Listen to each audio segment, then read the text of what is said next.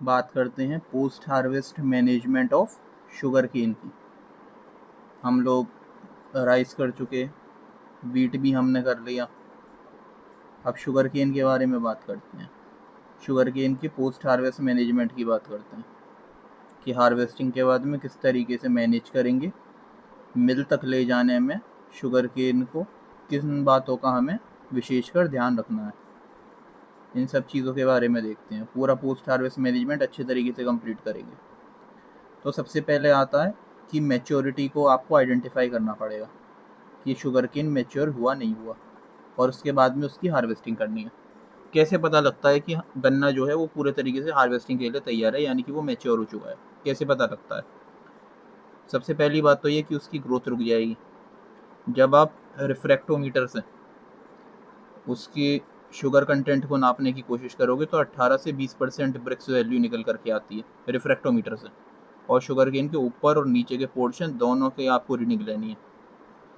इसके अलावा जब उसे हाथ से मारोगे तो मेटालिक साउंड आएगी स्ट्रक करने पर, यानी कि हाथ से पीटने पर। इसके अलावा नोड पे से आसानी से चटक जाएगा। ये सब इंडिकेशन होते हैं कि शुगर केन पूरी तरीके से मैच्योर हो चुका है और हार्वेस्टिंग के लिए तैयार है। उसके बाद में उसकी हार्वेस्टिंग करी जाती है। और हार्वेस्टिंग कैसे करती हैं? बिल्कुल बेस से काटना होता है, ये ध्यान रखना, क्योंकि शुगर का जो कंटेंट है, यानी कि जो सुक्रोज कंटेंट है, वो सबसे ज़्यादा शुगर केन के नीचे वाले पोर्शन में होता है, इसलिए बिल्कुल बेस से काटते हैं उसको, ये ध्यान रखना। और ऊपर का जो पत्ते वाला भाग है, यानी कि केन टॉप, उसे काट के हटा दिया जाता है।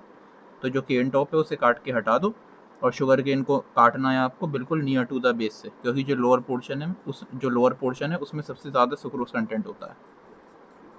तो इन बातों का ध्यान रखना है। और हार्वेस्टिंग आपने कर ली, ठीक है।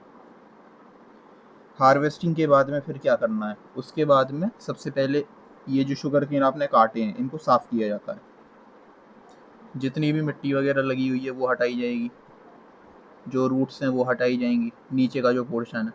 इसके अलावा जो ख़राब पोर्शन लग रहा है, या सड़ा गला पोर्शन लग रहा है, या बीमारी वाला पोर्शन लग रहा है शुगर केन का, तो उतना भाग काट के हटा देते हैं। सारी पत्ती वगैरह हटा देते हैं, ऊपर का केन टॉप काट के हटा दिया जाता है, ठीक है। तो क्लीनिंग कर ली, उसके बाद में सॉर्टिंग कर ली जाती है। याद रखना, जो शुगर केन है उसमें बिल्कुल भी कोशिश करना जितने भी पत्ते वगैरह हैं सूखे, सारे के सारी पत्तियां हटा दी हैं, क्योंकि अगर आपने इधर पत्ती वगैरह ज़्यादा नहीं हटाई तो फिर जब आप तुलाई करवाओगे ना मिल में, तो फिर वो वज़न जो है काट लेते हैं। इसलिए आपको ध्यान रखना है कि लीफ का परसेंटेज 1% से कम होना चाहिए, ये ध्यान रखना है।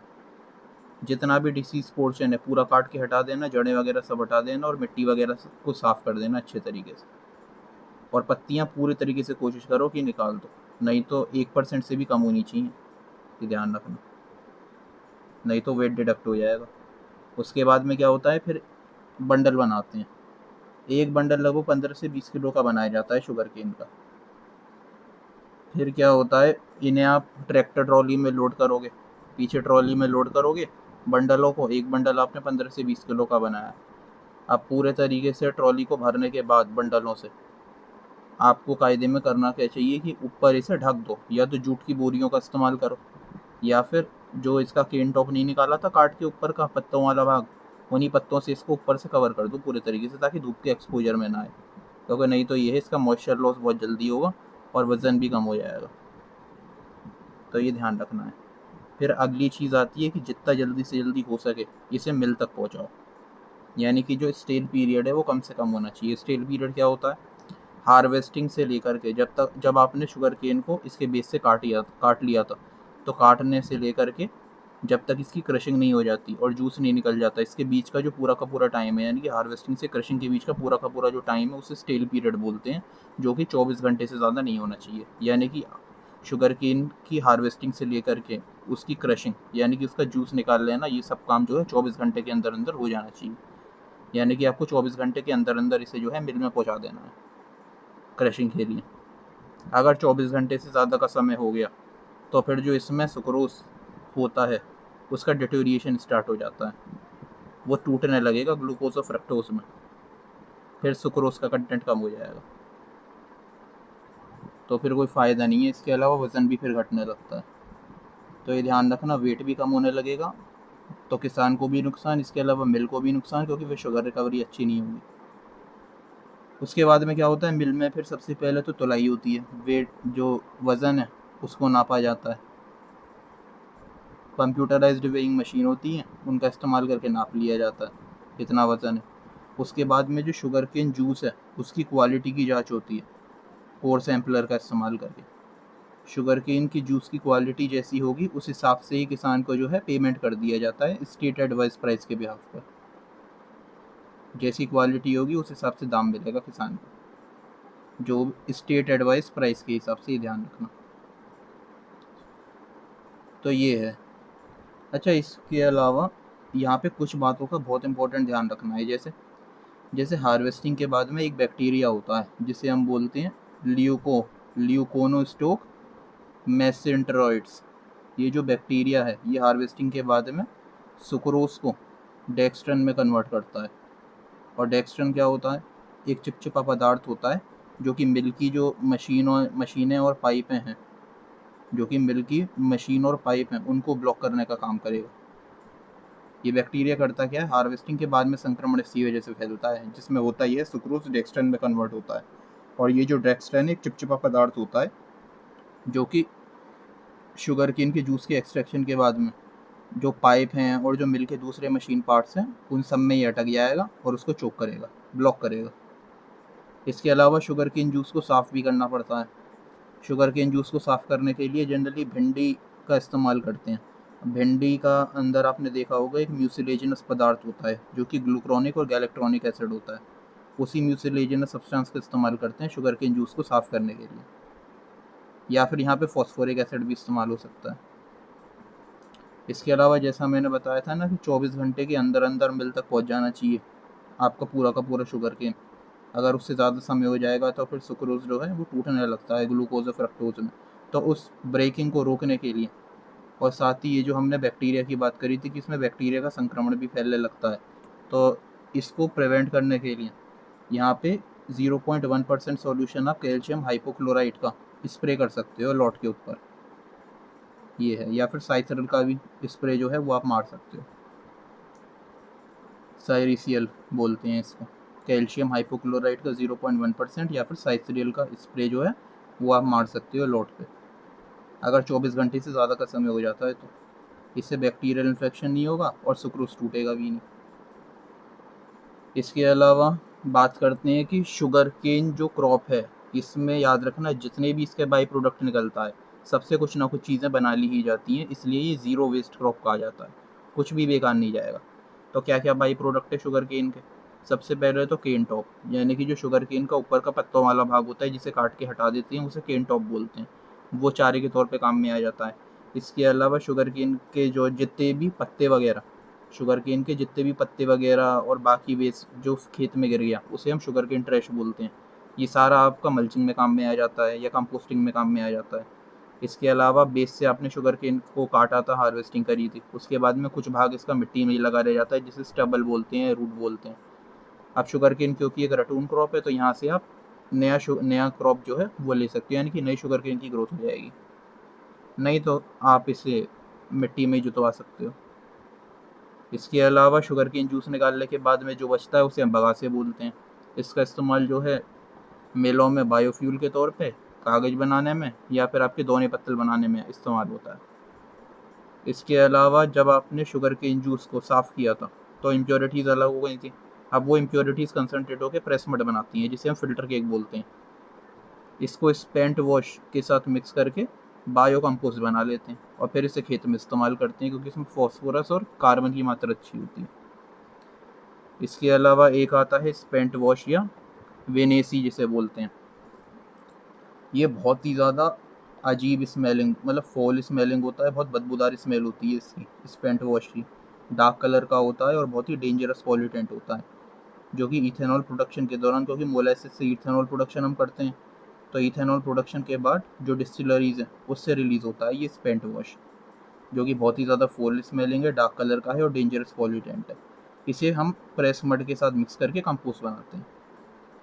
इसके अलावा जैसे कि जो शुगर का क्रिस्टलाइजेशन है जब शुगर का क्रिस्टलाइजेशन कंप्लीट हो जाता है तो उसके बाद में एक चिपचिपा ब्राउन कलर का सब्सटेंस मिलता है, डार्क ब्लैक ब्राउन कलर का एक चिपचिपा सब्सटेंस मिलता है शुगर के क्रिस्टलाइजेशन के बाद में, जिसे हम मोलेसिस बोलते हैं। इस मोलेसिस से इथेनॉल की प्रोडक्शन होती है, और इथेनॉल की प्रोडक्शन के बाद में जो फुल स्मेलिंग डार्क कलर का सब्सटेंस मिलता है उसे हम स्पेंट वॉश बोलते हैं। तो ये भी ध्यान रखना।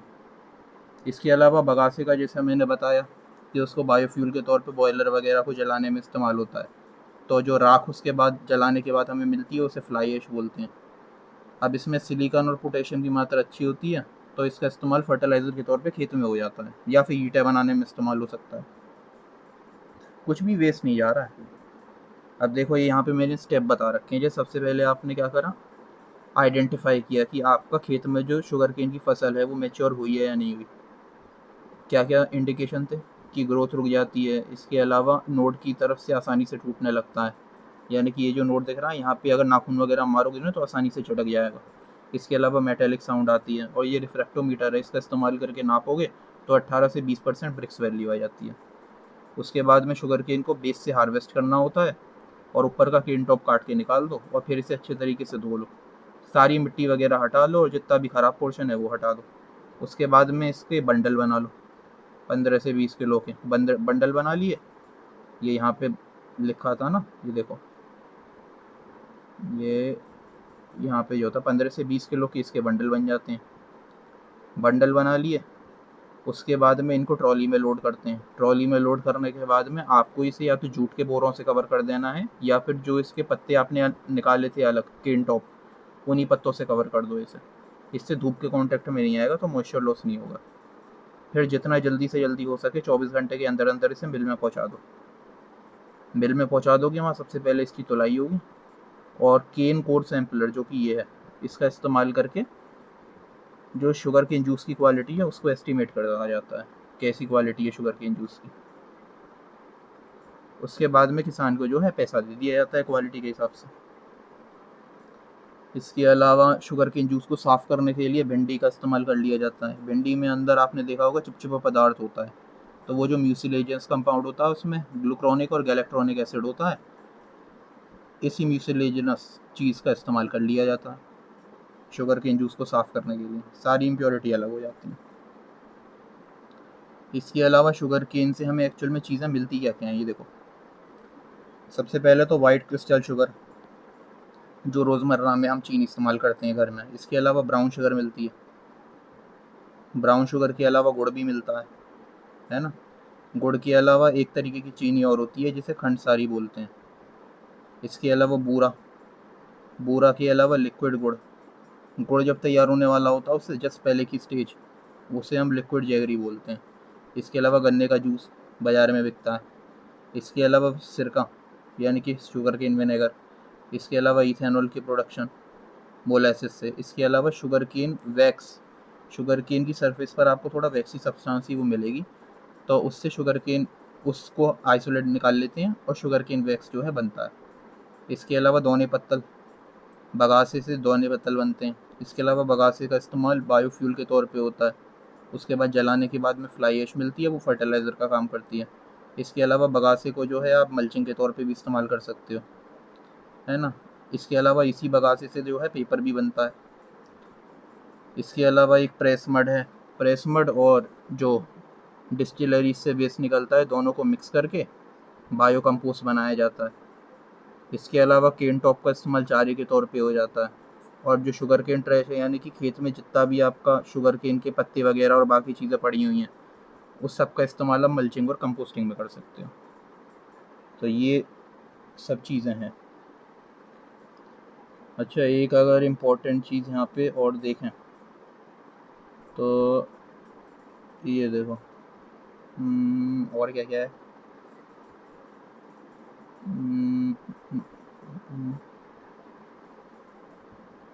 यहाँ पे इथेनॉल वगैरह हो गया, और देखो एक बार चीनी तो बता ही दिया, प्रोडक्ट सारे के सारे हमारे हो ही गए। वाइट क्रिस्टल शुगर मिलती है ना। इसके अलावा ब्राउन शुगर हो गई, जो पूरी तरीके से शुगर रिफाइन नहीं करी जाती है ना, उसे हम ब्राउन शुगर बोलते हैं। ये याद रखना। शुगर जब पूरी तरीके से रिफाइन ना की गई हो तब हम उसको बोलते हैं ब्राउन शुगर। मतलब इसमें कुछ मात्रा में मोलेसिस का अमाउंट जो है वो मौजूद रहता है, इस वजह से ब्राउन कलर की आपको देखने को मिलती है। इसके अलावा गुड़ कैसे बनता है? जो गन्ने का जूस है उसे अच्छे तरीके से औटाया जाता है बड़ी बड़ी कढ़ाइयों में, औटा करके गुड़ तैयार होता है। इसके अलावा एक खंडसारी होती है, मतलब मतलब बिना सेंट्रीफ्यूगेशन के या फिर कुछ मात्रा में सेंट्रीफ्यूगेशन किया गया होता है, तो देसी जो चीनी मिलती है कम रिफाइंड वाली दानेदार चीनी, उसे हम बोलते हैं खंडसारी। इसके अलावा बूरा होती है, बारीक पाउडर जो है। गुड़िया चाशनी को विशेष तरीके से फेंट कर बनाई जाती है। इसके अलावा ये लिक्विड जैगरी होता है, जैसा मैंने बताया कि गुड़ फॉर्मेशन के जस्ट पहले से जो गुड़ फॉर्मेशन की स्टेज पर आने से जस्ट पहले की जो स्टेज होती है उसे लिक्विड जैगरी बोलते हैं। इसके अलावा शुगर केन जूस तो सबने पिया ही है। इसके अलावा सिरका भी बनता है, मोलेसिस का मैंने बता ही दिया। चीनी के क्रिस्टलाइजेशन के बाद जो हमें मिला उसे मोलेसिस बोलते हैं, है ना। उससे इथेनॉल वगैरह मिल जाता है। इसके अलावा वैक्स भी मिल जाता है ना। वैक्स का ये ध्यान रखना कि जो शुगर केन का स्टेम है उसके जो सरफेस पे आपको परत देखने को मिलती है नेचुरल मोम की, उसे ही अल्टीमेटली निकाल लेती हैं, तो उसे शुगर केन वैक्स बोलते हैं। ये ध्यान रखना है। बाकी दोने पत्तल वगैरह फर्टिलाइज़र ये सब बता ही दिया, और प्रेस मड भी बता दिया। ठीक है। म्यूसिलेज ध्यान रखना, भिंडी का इस्तेमाल होता है साफ़ करने में शुगर केन जूस को। इसके अलावा स्पेंट वॉश और जो प्रेस मड है दोनों को मिला करके जो बायो कंपोस्ट है वो बनाया जाता है। ठीक है। यहाँ पे देखो एक बार फोटो और देख लेते हैं। ये क्या है? ये शुगर केन है, सबने देखा ये शुगर केन जूस है। इधर आप देखोगे, ये देखो पहले के वक्त में इस टाइप के क्रशर आते थे, अब भी खैर मिलते हैं।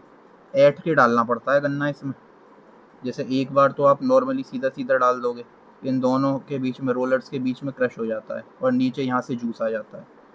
जैसे ये चलता रहेगा इंजन, इसमें जो जनरेटर है वो अलग से लगाना पड़ेगा इसमें। फिर क्या होगा, ये दोनों के दोनों रोलर घूमेंगे, एक गियर सिस्टम यहाँ पे लगा हुआ है, और इन दोनों रोलर के बीच में पहले बार में तो सीधा का सीधा आपको गन्ना आ जाएगा। क्रश होने के बाद में जूस सीधे नीचे गिरता है इसमें। यहाँ पे फिर भगोना रख के और छन्नी में छान लिया जाता है। जूस वालों पे देखा भी होगा, गाड़ी लेके घूमते रहते हैं अपनी। फिर पहली बार आपने सीधा सीधा डाला, उसके बाद में ऐंठ के पे डालना पड़ेगा आपको, तो ये थोड़ा अनहाइजीनिक हो जाता है। इस वजह से अब कार्ड भी जो है नए तरीके की आ गई हैं, इस तरीके की। इनमें अंदर फ़िल्टर वगैरह सब लगे रहते हैं, आपको ऐड के डालने की ज़रूरत ही नहीं है। गन्ने के 2 भाग करो, इसमें डालो, अपने आप ही वो खींच लेता है और एक ही बार में सारा जूस निकल जाता है। एक बटन दबा के ये जो ऊपर नलकी लगी हुई है इससे सीधे ग्लास में कलेक्ट हो जाता है। मॉडर्न कार्ट है ये, रोड किनारे आपको दिख जाएगा, काफ़ी हाइजीनिक रहता है। इसके अलावा जो देखो बैक्टीरिया में बता रहा था शुगर केन में संक्रमण करता है, हार्वेस्टिंग के बाद में कुछ इस तरीके का दिखता है। और ये देखो हार्वेस्टिंग करते हैं ना नियर टू द बेस, तो इस तरीके से स्टबल जो है मिट्टी में जो लगा रहता है यहाँ से नई ग्रोथ फिर आ सकती है, क्योंकि रटून क्रॉप है ना। इसके अलावा ये देखो ये शुगर केन ट्रैश है, जो पत्ती वगैरह सब पड़ी रह गई।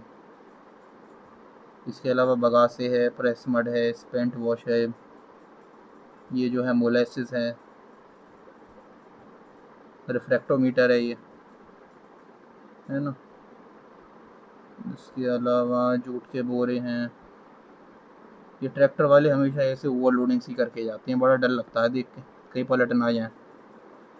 24 घंटे के अंदर अंदर पूरे के पूरे अपने लॉट को पहुंचाना होता है मिल में, नहीं तो किसान को भी नुकसान है और मिल वालों को भी। ये आपको सारे प्रोडक्ट भी पता होने चाहिए भैया, क्या क्या बनता है, एग्ज़ाम के पॉइंट ऑफ व्यू से बहुत इम्पोर्टेंट है। तो ये टॉपिक भी कंप्लीट हो गया।